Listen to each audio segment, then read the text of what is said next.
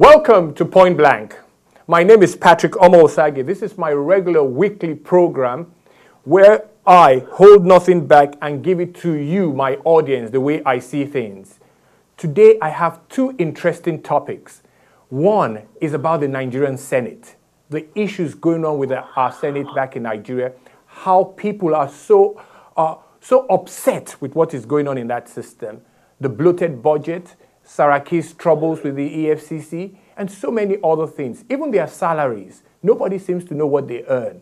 So we will deal with that issue. My second issue would be, I have lived in Nigeria for 56 years. I'm giving out my age now.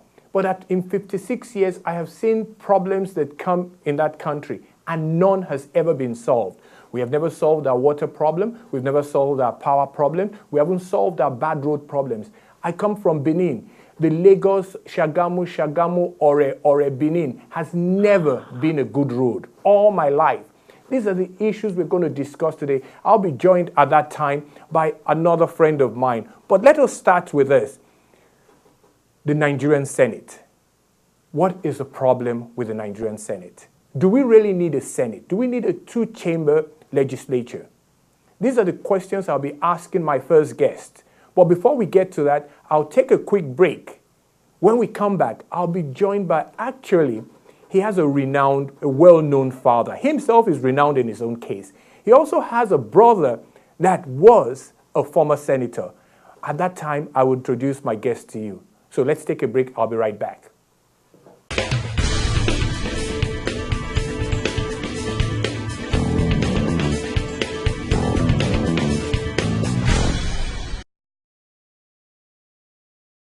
Welcome back to Point Blank. I want you to reach me at hashtag Point Blank or at my Twitter handle, PJ Osagi.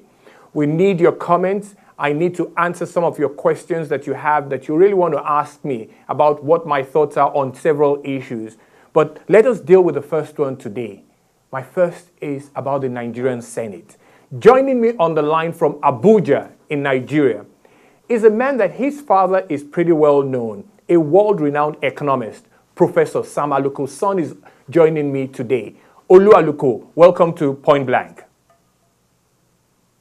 Yes, you're welcome. You're very welcome. Thank you very much. Olu, let us deal with this problem of the Nigerian Senate. Today, the Senate was invaded, I use the word invaded, by protesters. And you live there in Abuja. What did you see or what have you heard about it? Actually, I heard there was a march. I saw some pictures. I wasn't on the scene itself, but I've been monitoring the events.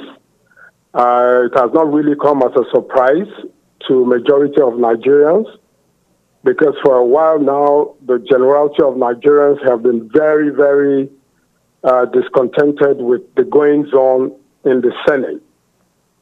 But I actually believe that there's a genesis to this problem. Because if you recall, Nigeria was a British colony, and we started out by using a parliamentary system handed over to us by the British. Along the line, we have decided to run an American-style democracy. So definitely, we are at a crossroad with this. Okay, Olu, could you just hold on just there? Because I want us to now quickly compare what you mean by the parliamentary system, the British parliamentary system, and the American-style bicameral legislature, which we have now. What is really is it about the expenses or the style? Yes, it is very easy. You can just compare with what goes on in Britain and what goes on in America, government-wide. Okay. So without trying to go into so much details and belaboring our listeners, because of shortage of time, the truth about it is that the parliamentary system is a cheaper system to run. Okay. You know, than the American system, which is the presidential. Unfortunately for us, we are in a situation where the Constitution, before we can do anything to change the system, the Constitution has to be changed. And the Constitution has to be changed by these very people who are in the National Assembly. And my guess is as good as yours. I mean, they would not want to change something that will get them out of a job or get them out of office. That's true. So we are in a catch-22 situation as of now, and it will be very, very difficult. Because there's a procedure you have to follow in changing the Constitution. Okay, let me just remind Mr. Aluko, let me just remind my guest who I am talking to. I'm talking to Mr. Olu Aluko. He's based in Abuja. He's actually a lawyer. I mean, I'm sure most of you have figured that out because of his constitutional and, really historical analysis of, where Nigeria is coming from as regards our democracy. So Mr. Aluko is based in Abuja. He works out of Abuja, and he's talking to us direct from Abuja right now. But Olu, let me say something a little bit about the American system, which is their presidential system. I hope you know, and we also should actually realize that there are also a lot of American senators that actually also complain about the expenses of their system. I know of a particular senator, in all the years he's been in the Senate now, he's out of Kentucky. He does every year returns money into the government coffers because he says it's way too expensive, that he doesn't need all that money. And what you're saying is that that's the kind of system we have now picked up in Nigeria that is really running us ragged. Is that what because you almost mentioned the expenses between the parliamentary and the presidential. Go ahead, sir. Yes. And the problem we have now is that we have a very bad economy. And actually, Nigeria, contrary to people's opinion, people believe that Nigeria is a very, very rich country. I say Nigeria is a potentially rich country. Very good. But in actual fact, if you look at the facts and figures and the financial situation we have, Nigeria is just potentially rich, not actually rich the way rich enough to maintain this kind of presidential system. Yes. And then to compound the problem, the public right now feel that the Senate, the National Assembly in general, the Senate in particular, are insensitive to the economic circumstances right now of our country.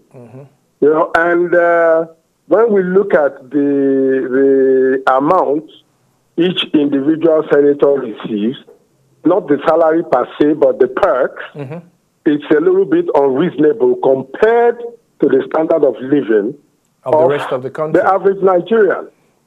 So there's a great disparity between senators and the rest of the public in a country where we virtually don't produce much.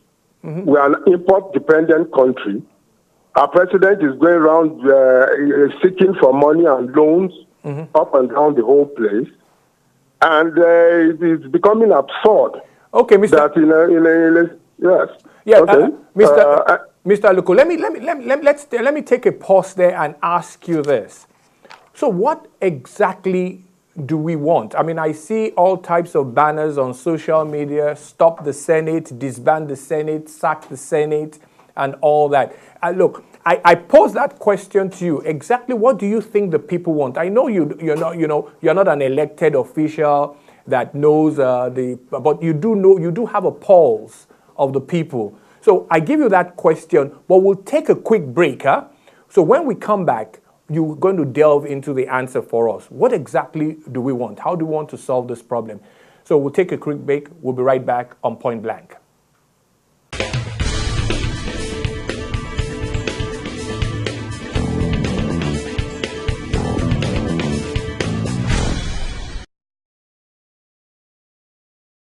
Welcome back to Point Blank.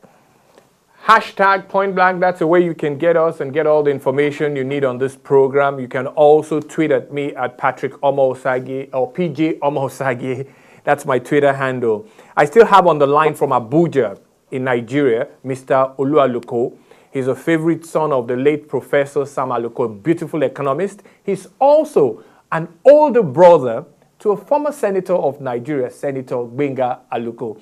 Mr. Olu, How does that sound? You had a brother that has been in this same Nigerian Senate that you're probably thinking is overpriced, or, you know, or spends too much of our money for a bunch of 105 of them.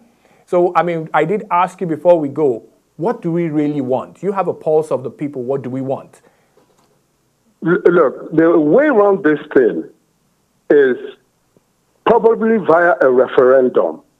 Without trying to sound like Nostradamus or any other stargazer.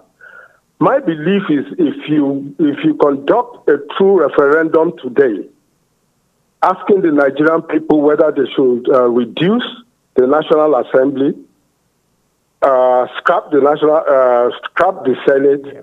My take on it is that the answer will be in the affirmative. Because right now, Nigerians are really sick and tired of the National Assembly in general.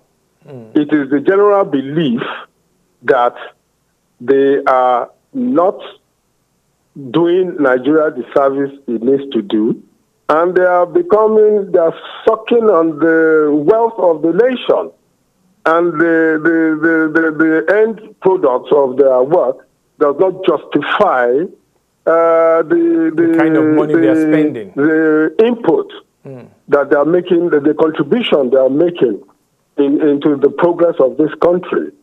But like I said, the best way that I can see to go around this thing is to first start with a referendum. You understand? And then there's a bigger problem because we now have a president that has standards as per corruption. So our former president was a little bit lax on the corruption issue. So the Senate, the difference between the Senate and the executive was not that glaring. But right now we have a disciplined president who has made anti-corruption one of his standpoints. So all of a sudden, Nigerians are beginning to look at it that they're beginning to compare the executive arm of government with the legislative arm of government. Well, of course, they are normally two separate things. So, you know, they are actually separate and they're supposed to work hand in hand, but they are supposed to also oppose themselves to a large extent. Well, my take is that for the Senate to survive, yes, and for the Senate to have, for the Senate to give a better impression on the public, they must slash down their allowances drastically, because that will go a long way to appeasing the public in general, and it will convince the general public that they are actually in tune with the economic problems of the time, and they are willing to sacrifice as a body. You know, but if you keep on wanting to maintain what was happening before, it will further shift them away. We will not go anywhere from the public. So, and I'm still amazed and surprised that rather than the Senate reacting to the economic circumstances, they are more interested in playing politics of the president of the president of the Senate. Good question. I mean, Olu, you raised one, and this is going to be my final question to you. And I want you to please make that very, very brief for us, because yes, again, my audience here in Houston and all over the United States, because we are also online on our website, MBC TV Live. You can also pull this program up. Mr. Oluwaluko, just briefly, what is the problem, or what should we, or how do we solve the problem of the Senate President, Mr. Saraki? What should be done? A very brief answer for us. In civilized country, it is Saraki himself that should solve this problem immediately. In civilized countries, the mere fact that you have been called alone to come and answer some questions, you should do the right thing and resign. You understand? And resign. Because you cannot have an embattled Senate president with people saying that he has huge skeletons in his wardrobe, and he's sitting tight, trying to. It's unfortunate. The man is an intelligent man. And nothing is going. Pedigree, but that is not enough right now. The problem there is that He's facing a lot of charges from the Code of Conduct Tribunal. Okay, look, Mr. Aluko, we could go on and on because it looks as if the Nigerian problems are almost unending. But look, I really appreciate you joining us from Abuja today. I'm very happy you could give us some time to do this. And I hope my audience has actually been enlightened by a very well-known lawyer in Abuja, the son of Sam Aluko, a great economist, and the senior brother of a former senator himself, Benga Aluko. Mr. Olu Aluko, thanks for joining me on Point Blank today. Thank you very much. Thank you very much. Thank you. Bye-bye.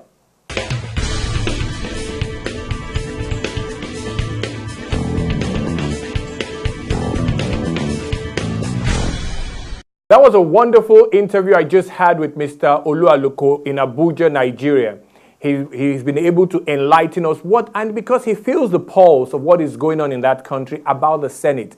And he gave a really good summation of what we're to expect now and in future. We're going to take a break. But when I come back, I'm going to be joined by another very seasonal, and I call them seasonal because they make their comments on social media infrequently, but when they do, they are powerful to what they say. I'll be joined by one of those kind of guys. I mean, it's a very, I'm sure some of you would know him also. But this time, we're going to not be talking about the Senate. We're going to be talking about perennial problems in Nigeria. No water, no light, bad roads. The university infrastructure or academic standards are falling. And it doesn't seem that we've ever really solved any problem in the country. He will join me and we will discuss that. So let's take a quick break and we'll be right back.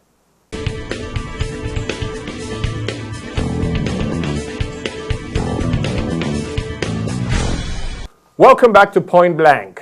Hashtag Point Blank. My Twitter handle is PJ Osage. That's how you can get at me. I need questions, I need comments from you on this program.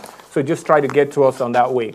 I had said earlier that I was going to bring in a second guest. He is based in Lagos, Nigeria, and he's going to join me after I make a brief introduction of really what we have. But on the line with me right now, let me first welcome him, is Mr. Tunde Arugumati. He's a civil engineer by profession. He was also one time the president of the Nigeria-Britain Association. He attended the University of Ife, now which is Obafemi Awolowo University. So Mr. Arugumati, welcome to Point Blank. Yeah, how are you? Good day. How are you doing? I'm fine. Houston would love to hear from you. I mean, even though I say Houston, we are now, let me tell my audience also, we are also now online. We have go to our website and you can watch these programs anytime you want. MBClive.com. MBCTVlive.com. Now, here is the issue I'm going to be discussing with Mr. Arugumati. We have a lot of problems in Nigeria. Nobody can actually debate that. I grew up with water running from taps. I grew up with lights being constant. I grew up with good roads in Surulere and Akoka. But today, I went to a good university, University of Ife. We had great buildings, great lawn. I had never seen a finer university in my life when I attended Ife. All of a sudden, all these things have gone bad, and we don't seem to be able to solve it. Fortunately, I would say I've lived in the United States and Canada for well over 20 years now, and I see them solving problems regularly. At times, they start solving a problem that I did not even see. And that is what has bothered me. Why is it that there's almost no problem we have solved in Nigeria? When the way we solve the water problem is that everybody has become has become his own water council or own water factory. Everybody now has a borehole. Is that the way we are supposed to solve problems? Mr. Arugumati, please join me here now. What is the problem? Do we have a solving problem issue? Well, no, I don't think we have a solving problem issue. Like you said, people like yourself, myself, a lot of Nigerians are very well educated. They're all over the country, all over the world, doing very well in their areas of endeavor. Nigerians are well accomplished. Nigerians are very forward-looking and are capable of doing anything any other person is doing. Our problem in Nigeria is first and foremost, Nigeria has been in existence as a country for going on to 56 years now, right? 56, yes. And the basic problem in Nigeria, in my reckoning, is that Nigeria has not been able to properly define itself as a nation, as a proper nation. We started out, we've had our teething problems, we've tried to, we've had, military interregnums. Yes. We have, we have been dislocated here and there. There have been problems of ethnicity, there have been problems civil war. Civil war, there have been problems. And you see, in all this, there are interests. Of course, in every country, there are all diverse interests, but we have never sat down. Don't forget that, first and foremost, we are all jumbled together by the British into a hodgepodge, if you want, of various. We have over 250 ethnic groups all merged together without any defining, what do I want to call it now, national statement of well-being or belonging. So you see, our major problem has been on the ethnic side, on the social side, on various sides, everybody trying to just rush for the pie. And until we are able to determine what we are, what we stand for as a nation, and first and foremost, who are we will, our problem is first and foremost that of identity, that of a common goal, common understanding, common vision. So over time, we have all, fallen into our various ethnic and social segments and have used that opportunity, of course, because of the declining nature of governance that has brought lots of corruption and anomy within the polity. We have fallen apart. Mr. Ogmati, let me chime in there, because you did say that we have a problem really with national identity, or just moving forward together because we are so jumbled together, 250 ethnic groups. We're going. Everybody's going in different directions. Everybody's trying to get this and get that, and because of that, there is a struggle for the central power, which is the federal power. And don't forget that we claim to run a democracy. We do not run a democracy. What we just have is it is in absolute terms. We're not running a democracy.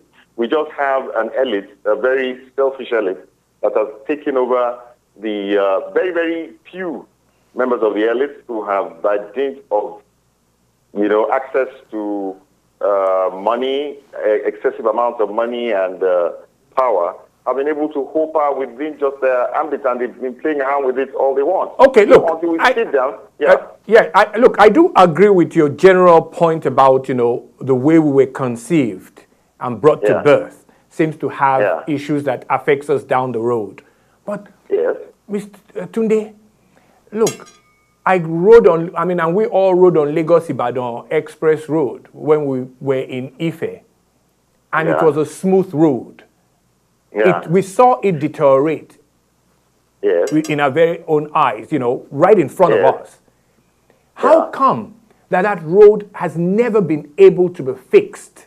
Well, those are the kind of problems. What is it? This cannot be an ethnic problem?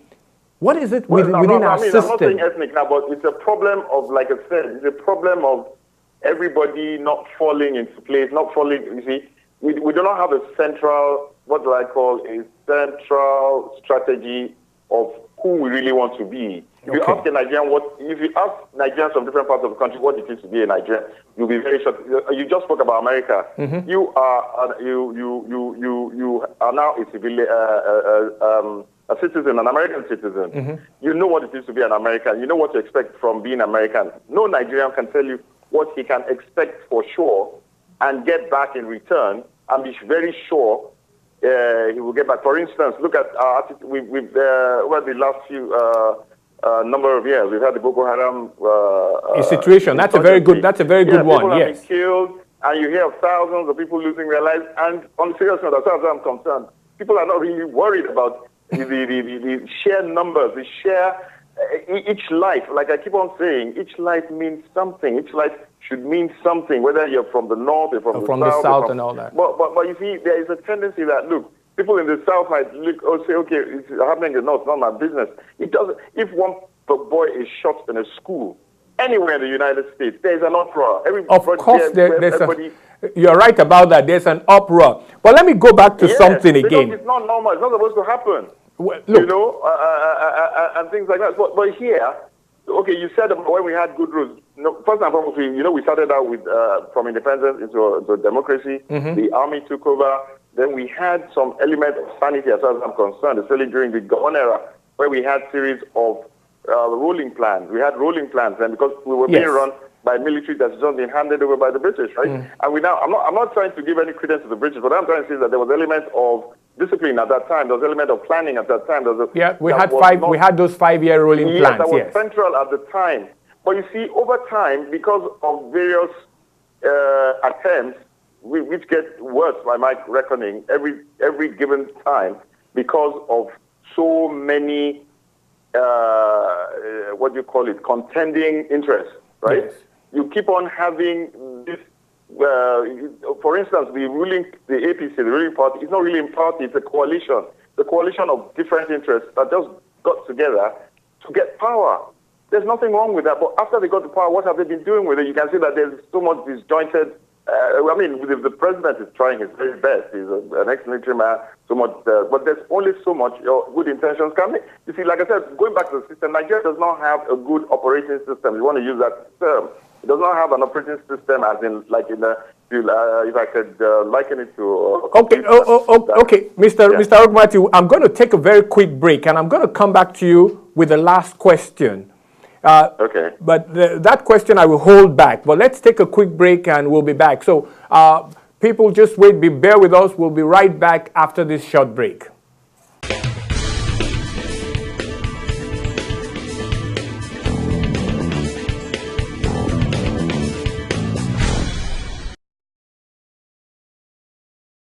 Welcome back to Point Blank. I hope you're really enjoying this program. This is my second guest I have on today, Mr. Tunde Arogumati. Remember, I had Mr. Olualuko on earlier, who, when we discussed the issues with the Senate or the high expense of our Nigerian Senate.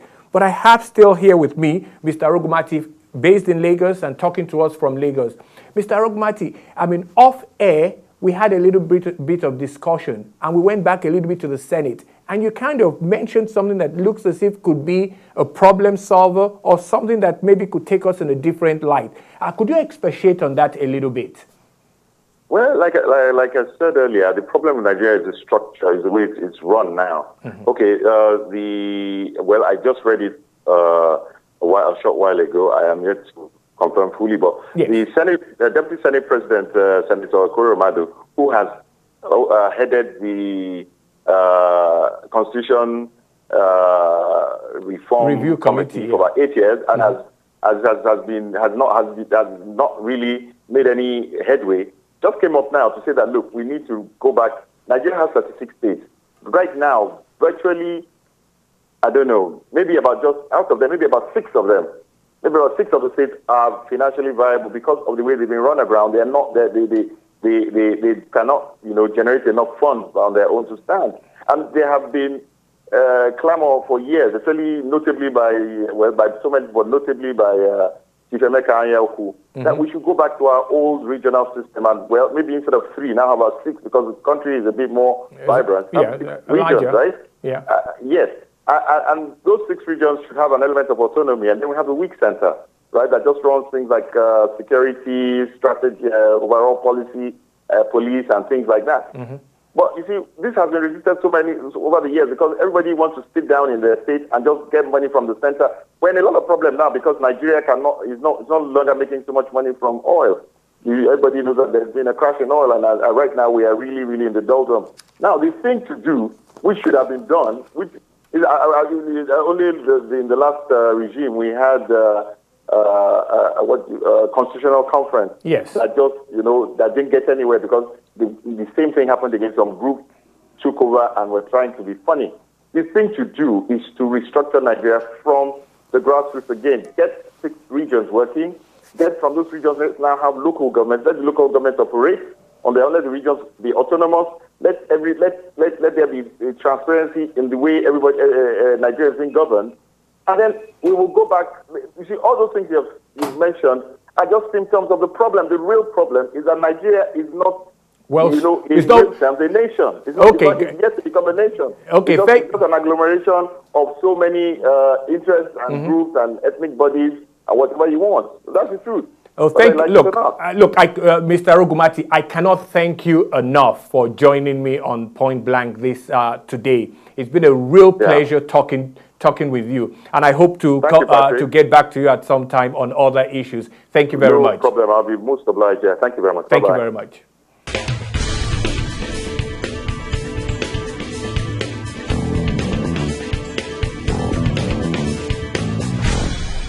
It's been a wonderful program I've had for you today. I've had two great guests join me, Mr. Oluwaluko and Mr. Tunde Arugumati, one from Abuja and one from Lagos.